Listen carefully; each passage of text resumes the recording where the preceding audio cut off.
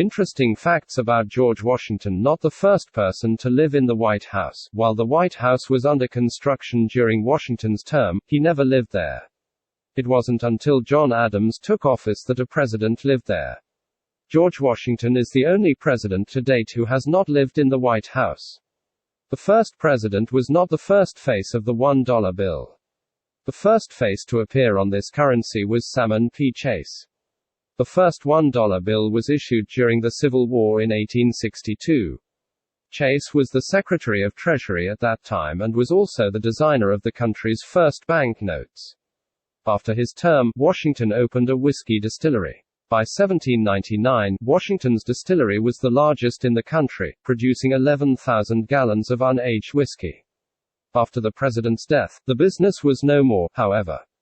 There is a myth about a young George Washington that states that the president, when he was a boy, cut down his father's apple tree with a hatchet. When his father confronted him, he said, "I cannot tell a lie." It first appeared in an autobiography of Washington, where the writer later admitted he was just trying to display the president's virtuous nature.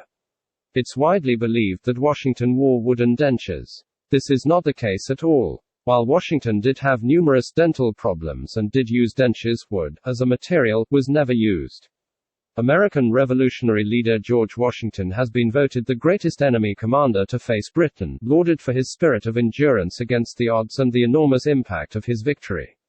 In a contest organized by the National Army Museum, Washington triumphed over Irish independence hero Michael Collins, France's Napoleon Bonaparte, German Field Marshal Erwin Rommel and Mustafa Kemal Ataturk, the founder of modern Turkey.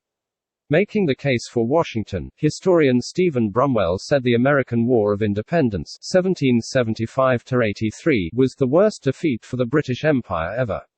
Washington was a courageous and inspirational battlefield commander who led from the front but also had the skills to deal with his political counterparts in Congress and with his French allies, Brumwell said.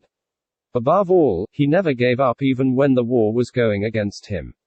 His army was always under strength, hungry, badly supplied. He shared the dangers of his men. Anyone other than Washington would have given up the fight. He came to personify the cause, and the scale of his victory was immense.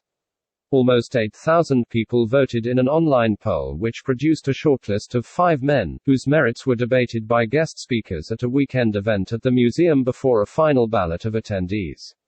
The main criterion was that each commander must have led an army against British forces in battle, which ruled out foes such as Adolf Hitler, and that they must fall within the National Army Museum's time frame of the 17th century onwards.